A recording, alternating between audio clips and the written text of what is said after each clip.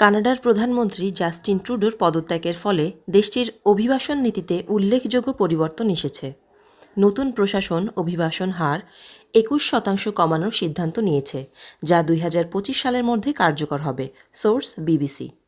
এই পরিবর্তনের ফলে কানাডায় অভিবাসন প্রত্যাশীদের জন্য সুযোগ সীমিত হতে পারে।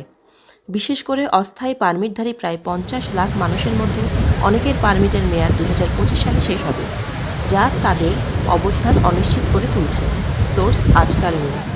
এছাড়া অভিবাসন নীতির এই পরিবর্তন আন্তর্জাতিক শিক্ষার্থী ও কর্মীদের ওপরও প্রভাব ফেলবে, কারণ নতুন শর্তাবলী তাদের জন্য কানাডায় থাকা ও কাজ করা কঠিন করে তুলতে পারে।